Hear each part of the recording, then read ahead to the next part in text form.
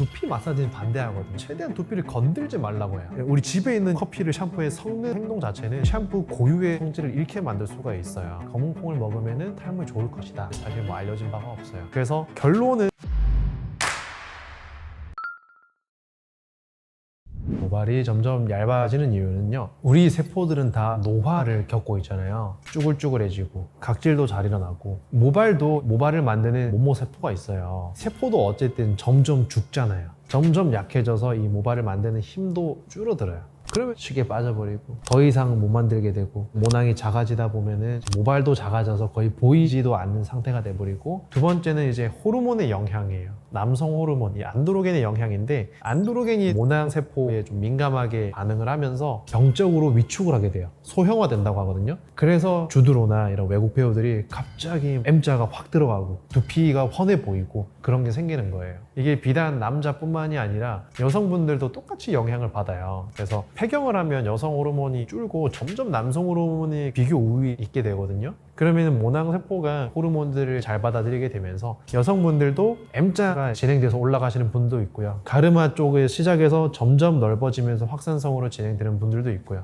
그렇게 머리가 약해지는 거예요. 남성 호르몬이 신기하게도 가슴털이나 팔, 다리 털은 굵게 만들어주는데 머리털은 약하게 만들어요. 근데 이거는 어쩔 수 없는 시스템이 되어 있는 것 같아요. 우리 몸이, 인체가. 저는 마사지법을 추천 안 해요. 두피를 마사지하면 혈액순환이 돼서 두피가 좀 건강해질 수 있다 하는데, 저는 두피 마사지는 조금 반대하거든요. 왜냐하면 탈모가 있는 사람들은 두피가 예민해요. 그래서 저는 그냥 최대한 두피를 건들지 말라고 해요. 이렇게 막 두피를 마사지하고 하면은 혈액순환을 통해서 얻는 이득보다 두피를 자극해서 잃는 게 좀 더 클 수 있다고 생각하거든요. 그래서 이런 두피 마사지는 반대하는 편이고, 예를 들어서 이런 경락 마사지 이런 것들은 어쨌든 주변의 혈류를 더 원활하게 만들 수 있고, 목 쪽에 림프 마사지나 이런 마사지를 하면 목이 조금 풀리면서 혈액순환이 조금 더 되니까, 그런 목적에서는 조금 마사지를 하면 도움이 되죠. 그래서 실제로 저도 아침마다 머리 감을 때 처음에는 약간 따뜻한 물로 뒤돌아가지고요, 물줄기를 계속 목과 어깨로 이어지는 라인을 그냥 막고 있어요. 한 30초 정도. 그러면 여기 긴장이 풀리면서 내 몸의 혈액들이 두피로 쏟아지는 느낌이 들어요. 그러면은 엄청 개운해지고 하루 종일 저는 조금 더 모발의 컨디션이 좋더라고요. 그래서 마사지가 의미는 있는데, 두피 마사지보다는 두피로 가는 이 통로를 넓혀주는 이런 마사지를 하는 게 좀 도움이 될 수 있다. 근데 완치가 되는 탈모가 있고 완치가 안 되는 탈모가 있어요. 휴지기 탈모는 완치가 되는 거예요. 어떤 특정한 이벤트 때문에 모낭들이 너무 큰 스트레스를 받아서 우수수 갑자기 빠지는 거예요. 근데 그런 애들은 원인이 교정되고 나면 6개월 안에 다시 돌아와요, 일반적으로. 근데 계속 원인을 해결 안 하고 반복이 되면 6개월이 지나서 만성적인 휴지기 탈모로 이제 접어들거든요. 그러면 이게 해결이 잘 안 돼요. 예를 들어서 임신을 하고 출산 후에 여성분들이 많이 빠지잖아요. 출산이라는 큰 스트레스가 있고, 출산을 하고 나면은 여성 호르몬이 확 떨어지기 때문에 갑자기 탈모가 우수수 와요. 이럴 때는 여성분들이 좀 스트레스를 많이 받고 하는데, 결국에는 돌아올 것이다 라는 걸 알고 있어야 되는데, 이게 너무 스트레스 받고 너무 방치하거나 그러면 그게 시작이 돼서 여성형 탈모로 쭉 이어지는 분들이 많아요. 실제로 병원 오는 분들 중에서도 출산하고 나서부터 탈모가 시작이 됐는데, 그게 지금까지 이어져서 이렇게 돼버렸어요. 이런 분들이 많아요. 그래서 휴지기 탈모라도 원인 교정, 가만히 두기보다는 치료는 그래도 하시는 게 더 좋고요. 그리고 원형 탈모도 치료가 있는 탈모죠. 면역 교란에 의해서 내 몸의 면역 세포들이 내 모낭 세포를 공격하는 거거든요. 그래서 이런 면역 치료들을 하면 좋아질 수 있는 거고요. 근데 치료가 안 되는 탈모는 남성형 탈모나 여성형 탈모, 호르몬에 의한 탈모는 치료가 안 돼요. 계속 진행이 되는 탈모이기 때문에 계속 치료를 하고 관리를 해줘야 됩니다. 지루성 두피염을 관리할 때 강조드리는 게 있어요. 손대지 말기, 술 조심하기, 매운 음식 조심하기, 더운 환경 조심하기. 예를 들어서 겨울에 히터 이런 거, 그 다음에 직사광, 이런 것들 조심해야 되고요. 우리가 깨어있을 때는 의식적으로 손을 안 댈 수가 있어요. 근데 잘 때 무의식에 빠지기 때문에 긁거든요. 자면서 이걸 계속 긁어버리면, 나 열심히 관리하는데 왜 좋아지질 않지? 자면서 긁으니까. 모르거든요, 내가 자고 있으니까. 그래서 그런 분들한테 강조를 드리는 아이템이 긁지마 장갑이라고 있어요. 실제로 이런 장갑을 착용하고 자면 긁긴 하지만 피부랑 두피랑 맞닿는 소재가 되게 부드러워서 상처가 덧나지가 않아요. 그러면 관리하는 쪽 좋아져요.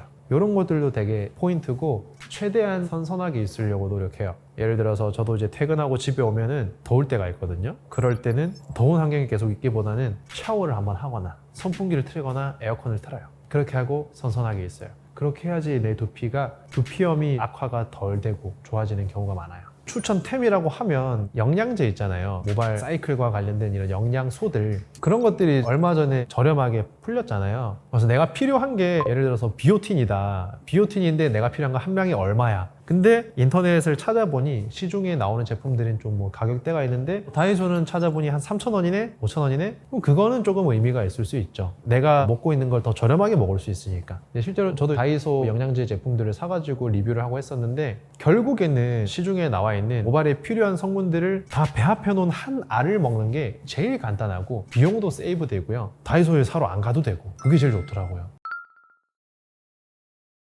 탈모가 아니라도 머리카락이 잘 빠지는 습관 같은 거는 술, 담배, 매운 음식, 손대고 막 계속 만지고 긁고 잠 안 자고 몸에 해로운 것들 다 들어가요. 근데 특히 과음하는 거. 일단 술은 먹으면 우리 피부 온도를 올리거든요. 탈모가 있는 사람들은 두피염도 어느 정도 같이 갖고 있는 경우가 많기 때문에 두피염이 있는 상태에서 피부 온도가 올라가면 두피가 엄청 가려워지기 시작하고 안 좋아져요. 또 하나 술이 안 좋은 이유는 많이 먹으면 많이 먹을수록 알데히드라는 독소 물질을 만들어내서 우리 몸이 독소 물질의 영향을 받으면서 스트레스 물질이 많아져요. 그게 두 번째고요. 세 번째는 과음을 하면 우리 몸에서 물을 쫙 빼가서 탈수가 돼버려요. 노화에서 제일 치명적인 게 탈수거든요. 그래서 이 세 가지가 다 작용하면서 술은 엄청나게 모발에 안 좋아요. 적당히 먹어야 돼요. 딱 반주, 기분 좋을 정도. 과음을 하는 순간 가속화됩니다. 그리고 담배도 안 좋죠. 담배 안에 있는 이 니코틴이라는 성분이 우리 말초 혈관을 수축되게 만들어요. 그래서 모발로 가는 말초 혈관도 좁아지기 때문에 모발이 조금 안 좋아져요. 실제로 담배를 많이 피는 분들이랑 그렇지 않은 분들 탈모 진행 속도를 비교해 봤을 때 담배를 많이 피는 분이 훨씬 더 빨리 안 좋아졌어요. 실제로 연구 논문이 있거든요. 흡연자분들이 아무리 아니다라고 해도 담배는 안 좋아요. 세 번째는 커피 많이 마시는 것도 안 좋아요. 카페인도 우리 말초 혈관을 수축시켜요. 우리 막 커피 엄청 많이 먹잖아요. 많이 먹다 보면 머리가 갑자기 띵해져요. 실제로 이것도 연구로 밝혀진 거예요. 뇌로 가는 혈류량이 줄어요. 카페인을 과다 섭취하면. 그래서 저는 항상 카페인도 톨 사이즈의 하루 한두 잔 정도가 맥시멈이다 생각해야 돼요. 우리가 건강하게 마실 수 있는 카페인. 저도 그래서 하루에 톨 사이즈 한 잔 정도는 좀 부담 없이 음용을 하고 있지만 한 번에 막 두 잔을 마시거나 이렇게는 지양을 하고 있어요. 무용하시는 분들 병원에 한 번씩 오시거든요. 앞머리가 점점 약해지고 올라간대요. 딱 보면은 모발도 많이 가늘어져 있고 진짜 탈모가 진행되는 사람처럼 딱 그렇게 진행이 되는데 머리를 항상 너무 타이트하게 앞머리를 쓸어서 묶다 보니까 여기가 늘 땡기듯이 아프다는 거예요. 그래서 이렇게 머리를 항상 좀 세게 묶어야 하시는 분들, 승무원이 될 수도 있고요. 머리를 묶어야 하는 직업군들에 있는 분들은 최대한 타이트하지 않는 선에서 머리를 묶는 게 헤어라인 모발을 좀 건강하게 유지할 수 있는 방법이고, 병적으로 모발을 계속 당기고 뽑는 사람들이 있어요. 발모벽이라고 하는데 그런 분들은 스트레스가 조금이라도 받으면 머리를 뜯어요. 특히 공부할 때 머리 뜯는 애들 많거든요. 계속 뜯으면 거기 모낭이 약해져서 나중에는 다 낫더라도 모발이 되게 가늘게 자라요. 이런 것도 조금 신경 써야 되는 요소가 있는 것 같아요. 잠 진짜 제대로 못 자면 머리 많이 빠져요. 우리 생활 중에서 제일 중요한 게 수면이잖아요. 잠을 못 자면 면역도 떨어지고요. 실제로 우리 세포들도 맛이 가요. 그래서 새치도 늘어날 수 있고요. 모발도 실제로 가늘어지고 빠지는 것도 많아지고요. 그만큼 밸런스 잡힌 수면 취하시는 것도 중요해요. 그래서 수면 위생이라는 게 있잖아요. 자기 전에 너무 과한 운동하지 말 것, 잠들기 9시간 내에는 커피 많이 마시지 말 것, 침실은 최대한 어둡게 하고 내가 생활하는 공간과 잠자는 공간은 분리해 놓을 것, 최대한 조용하게 만들 것. 그래서 이런 것들 잘 지켜서 짧은 시간을 자더라도 최대한 질 높은 수면을 하는 게 되게 중요해요. 그래서 6시간을 애매하게 자는 사람보다는 4시간을 자더라도 엄청 질 좋은 수면을 자는 사람은 크게 차이가 없을 거라고 보거든요. 그만큼 질 좋은 수면이 중요합니다. 모자 쓰는 거는 흔히 알려진 오해이긴 한데 크게 상관이 없습니다. 다만 두피염이 심하다면 모자를 쓰는 것 자체가 두피를 열돔에 가둬버리는 게 되기 때문에 두피염이 있다면 모자 쓰는 걸 좀 피해주세요. 만약에 쓸 수밖에 없다면 틈만 나면 환기를 해주세요. 열돔을 제거해야죠. 그래서 이 정도만 좀 참고하시면 되고, 탈모 자체는 모자 쓰는 거랑 상관없어요. 우리 모발들은 밖에서 산소를 받아들이고 영양분을 받아들이는 게 아니라 우리 두피 안에서 혈액을 통해서 다 받고 있기 때문에 전혀 고려 대상이 아니고요. 두피만 포커스를 좀 맞춘다면 좀 조심할 필요가 있다. 일단 스트레스 많이 받는 직업군은 너무 당연한 이야기고, 외부에서 일하시는 분들 있잖아요. 햇빛 많이 쬐고 직사광 많이 쬐고 그런 분들, 그리고 우리 신체에 열이 높아져 있는 분들, 공사 현장에서 일을 하시는 분들이나 주차 근무자 해주시는 분들은 항상 더운 날에도 밖에서 일을 할 수밖에 없잖아요. 그런 경우에 아무래도 온도가 올라가면 영향을 받는 것 같아요. 이론적으로는 논문이 있거든요. 남성 호르몬을 실제로 탈모를 일으키는 DHT로 바꿔주는 효소가 있어요. 그 효소가 우리 체온보다 조금 더 온도가 높아졌을 때 제일 활성이 높아지더라고요. 그런 것도 아마 영향이 있지 않을까 추측을 해보고, 제일 중요한 거는 뭐니 해도 스트레스인 것 같습니다. 사람 상대하는 분들 또는 업무가 너무 과중하거나 스트레스에 시달리는 분들이 병원에 많이 찾아오세요. 염색약은 생각보다 독하거든요. 근데 염색은 두피에 닿을 수밖에 없기 때문에 두피 손상이 되게 많아요. 그래서 염색하다가 머리 빠져서 약해져서 오시는 분들도 은근히 있거든요. 그래서 저는 그런 분들한테 두피에 친화적인 헤나 염색을 해보라고 말씀을 드려요. 그래서 저희 장모님도 헤나 염색을 계속 하고 계시고, 저희 병원을 오시던 분이 제 권유에 의해서 헤나 염색을 해보시고 많이 좋아지신 분도 있고. 근데 헤나 염색도 너무 과하면 부작용 같은 게 좀 있을 수 있어요. 너무 과하지 않은 선에서 적당하게 잘 활용하시면 괜찮을 거예요. 헤나를 했을 때 두피 주변이 조금 거뭇거뭇해지는 게 있어요. 근데 그런 분들은 잘 안 맞아서 그런 경우고요. 이런 것도 좀 무섭고 저런 것도 무섭다면 2개월에 한 번씩 하던 염색을 한 번은 염색약을 쓰고 2개월 뒤에는 또 헤나를 하고, 그러면은 독한 염색약의 주기를 4개월로 늘릴 수가 있잖아요. 그러면은 헤나에 대해서도 조금 부담이 없고 염색약에 대해서도 부담이 없으니까 그렇게 해보시는 것도 좋은 방법이고, 예전에 또 하나 이슈가 됐던 게 염색해주는 샴푸 이런 게 있었잖아요. 그게 두피에는 염색약보다 조금은 친화적이겠지만 실질적으로 염색이 잘 안 되는 경우가 많았고요. 아무래도 염색을 위한 샴푸다 보니 조금 더 독해요, 다른 샴푸들보다. 그래서 모든 게 다 장단점이 있기 때문에 나한테 제일 잘 맞는 방법을 잘 찾으셔야 돼요. 펌은요, 뿌리까지 펌을 하진 않거든요. 머리카락 중간부터 펌을 하기 때문에 두피에 안 묻히고 펌을 할 수가 있어요. 그래서 정말 섬세한 미용사분을 만나면 이 고객은 피가 좀 예민한 분이기 때문에 절대 파마약을 두피에 묻히지 말아야지 하고 펌을 해줘요. 그러면은 펌을 하고 왔는데 두피가 똑같아요. 그냥 펌하기 전이랑 가려운 것도 없고. 그래서 저는 가르마 펌을 하고 있고요. 근데 저는 한 가지 펌을 절대 하지 말라고 말씀을 드리는데, 다운 펌은 절대 안 됩니다. 다운 펌은 머리를 누르기 위해서 그 독한 약을 머리카락에 두피에 바르잖아요. 그러면 약이 우리 두피에도 엄청 영향을 많이 주기 때문에 생각보다 두피가 엄청 많은 스트레스를 받고 있어요. 이게 우리도 스트레스가 쌓이고 쌓이면은 겉으로 나타나고 어떤 행동으로 옮겨지잖아요. 얘네들도 똑같아요. 한두 번 했다고 갑자기 증상이 나타나지 않고요. 여러 번 반복하고 스트레스를 받다 보면 갑자기 모발이 우수수 빠질 수도 있고 갑자기 엄청 심한 두피염이 생길 수도 있거든요. 그래서 저는 다운펌은 최대한 지양하라고 말씀드려요. 실제로 엊그저께 다운펌을 계속 하시던 분이 옆쪽에 머리가 엄청 빠져서 오신 거예요. 그래서 그분 제가 지금 치료해드리고 있어요. 그래서 다운펌은 조심은 하셔야 된다. 머리가 길어지면요, 점점 처져요. 아래쪽으로 당기기 때문에. 그러면 손으로 모발을 이렇게 가르는 것처럼 그런 작용과 비슷하기 때문에 더 이렇게 확 벌려져 보일 수 있죠. 그래서 두피가 조금 더 비쳐 보일 수 있고, 모발이 얇을수록 가르마 펌, 에즈 펌, 저도 주기적으로 가르마 펌을 하거든요. 제가 어떻게 이 가르마 펌을 시작하게 됐냐면, 제가 유튜브를 계속 하는데 저도 두피가 안 좋고 탈모가 좀 심하고 스트레스 너무 많이 받아서 거의 10몇 년 동안 늘 항상 같은 머리 스타일이었어요. 그래서 친구들이 놀리곤 했거든요. 근데 하루는 어떤 분이 제 유튜브에 댓글을 다는 거예요. 형, 가르마 펌 좀 제발 한 번만 해달라고, 잘 어울릴 것 같다고. 그래서 제가 속는 셈 치고 가르마 펌을 했는데 너무 마음에 들고 볼륨도 확 사는 거예요. 그때부터 저는 4개월에 한 번씩은 주기적으로 가르마 펌, 에즈 펌 이런 펌을 하고 있고요. 그래서 저희 병원을 찾아오시는 분들한테도 모발이 가는데 스트레스를 받는다, 그럼 실질적으로 의학적으로 할 수 있는 방법도 있지만 그렇게 해서 안 되면 펌 같은 이 미용 시술을 통해서 최대한 띄워보는 게 제일 좋은 방법이에요. 먹는 미녹시딜 같은 경우는 용량을 보통 한 3가지로 나눠서 쓰거든요. 4분의 1, 2분의 1, 한 알 이렇게 쓰는데, 한 알을 매일 하나씩 먹을 때랑 미녹시딜 5%를 아침 저녁으로 잘 발랐을 때 유의미한 효과 차이가 없다고 에비던스 레벨이 높은 논문에 나왔어요. 근데 제가 직접 고객분들을 치료하면서 느끼는 거는 제대로 다 잘 못 바르시고 좀 까먹기도 하고, 바르더라도 두피에 제대로 잘 발리지 못하게 사용하시는 분들이 많아서 먹는 미녹시딜에 대해서 효과가 더 좀 잘 따라오더라고요. 그래서 반알만 처방을 해드려도 바르는 것보다 조금 더 결과가 빨리 나오는 경향이 있는 것 같아요. 그래서 저는 만약에 너무 고민이 크다, 탈모 범위가 너무 넓다고 하시는 분들은 바르는 것도 물론 병행을 해야겠지만 먹는 미녹시딜을 한번 해보라고 말씀을 드리곤 해요. 탈모약 여성분들한테 아예 실험 자체를 할 수가 없었죠. 왜냐하면 성호르몬을 건드는 거니까. 그래서 여성분들에 대한 안전성이 확립이 안 된 약이기 때문에 사용을 할 수가 없고요. 그리고 예전에 원숭이를 이용해서 탈모약 성분의 기형아 유발 가능성을 확인을 했거든요. 어떤 연구였냐면 임신을 한 원숭이가 있었어요.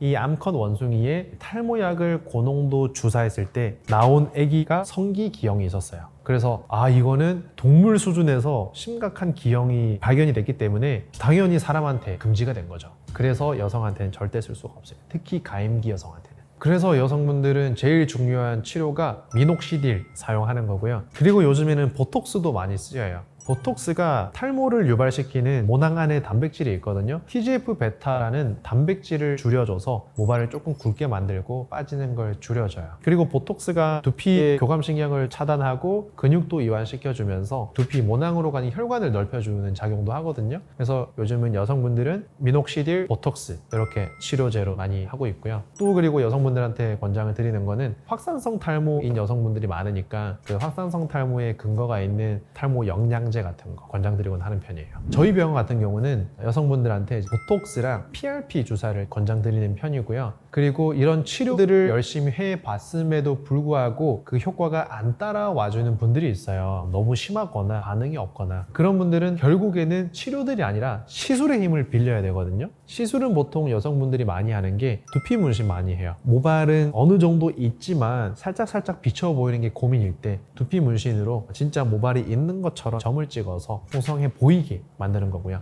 그리고 또 하나는 유명한 모발 이식이죠. 모발 이식 같은 경우는 탈모가 심하게 많이 진행돼서 모발과 모발 사이 간격이 되게 많이 떨어져서 빈 공간이 확실하게 있을 때 건강한 뒷머리를 떼서 옮겨서 심는 거예요. 실제로 그 모발들이 자라서 나오면 나중에 좀 더 풍성하게 실제 내 머리로 헤어스타일도 만들 수 있고 그런 장점들이 있죠. 근데 제가 어떤 시술을 제일 추천한다 이런 것보다는 사람에 따라서 상태에 따라서 제일 적합한 시술이 있기 때문에 또 치료가 있기 때문에 상담을 통해서 저는 항상 각자 개인에 맞는 처방을 해드리곤 해요. 예를 들어서 이분은 치료만으로도 좋아질 것 같은 사람이라면 사실 시술까지는 할 필요가 없을 수도 있잖아요. 그런 분들은 이제 치료로 권장을 해드리고 이분은 치료를 해도 가망이 없다. 그러면은 더 시기를 놓치기 전에 시술도 하면서 치료도 같이 하는 거 권장을 해드리고요. 병원을 오셨을 때 이미 치료를 많이 해보신 분이라면 이 정도 해봤는데 이 정도 상태라고요? 그러면 이렇게 시술합시다. 이렇게 권장을 드리는 편이에요.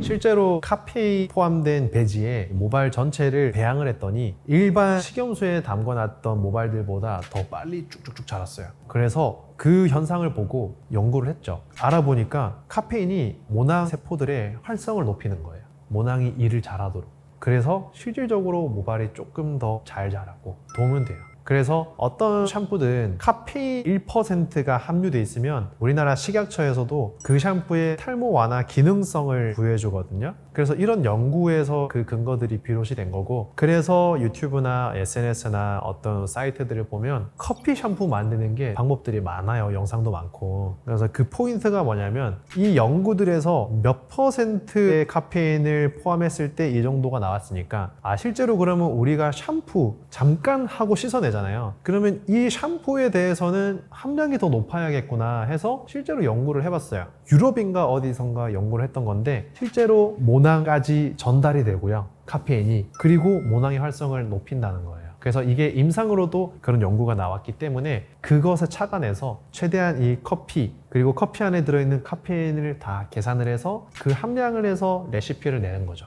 그래서 보면은 카누도 있고 뭐 맥심도 있고 이런 제품들을 샴푸에 얼마나 섞어라 이런 레시피가 각자 나오는 게 그런 카페인 함량을 계산해서 이렇게 만들어서 써봐라 하고 나오는 거거든요. 그래서 결론은 카페인이나 커피 샴푸가 모낭 활성을 도와주는 건 맞으나 우리 집에 있는 이런 커피를 샴푸에 섞는 이런 행동 자체는 이 샴푸 고유의 성질을 잃게 만들 수가 있어요. 뭐 점성도 더 낮아질 수 있고 향도 이상해질 수도 있고, 그래서 요즘에 많이 나오는 게 이제 카페인 1% 샴푸 해가지고 카페인 샴푸들이 예전부터 나오고 있고 쓰이고 있는 겁니다. 맥주 효모에는 여러 가지 비타민 B군들이 되게 풍부하거든요. 비오틴도 있고 여러 가지 이런 B군들이 모낭 세포가 일을 하는데 필요해요. 세포가 세포 호흡을 하고 에너지를 써가면서 일을 할 때 체크 포인트가 되는 영양소들이 있는데 그 중에 비타민 B가 좀 많아요. 그래서 이게 탈모에 도움이 된다 해서 먹는 걸로도 나오고 의약품으로도 나오고 이렇게 하고 있는데 그 컨셉을 따와서 만든 게 샴푸인 거지 이게 두피에 발랐을 때 모낭에 실제로 전달이 되고 그만큼 결과를 낸다는 논문은 없어요. 검정콩도 이소플라본이라고 하는 이 여성 호르몬을 닮은 성분이 있거든요. 여성 호르몬이 많으면 모발이 굵어지고 머릿결도 좋아지고요. 잘 안 빠져요. 그래서 여성분들이 임신을 하게 되면 머리가 안 빠지고 굵어져요. 그 이유가 임신을 했을 때 여성 호르몬이 풍부해져서 그렇거든요. 그래서 이런 여성 호르몬을 닮은 이소플라본이라는 성분이 검은콩에 있기 때문에 검은콩을 먹으면 탈모에 좋을 것이다 라고 이야기를 하는 거죠. 근데 실질적으로 이런 성분이 있다고 해서 검은콩을 먹는다고 해서 효과를 볼 수 있는 건 아니고요. 얼마만큼 먹어야 효과가 있을지는 사실 알려진 바가 없어요. 그래서 그냥 더 기분 좋게 먹을 수 있죠.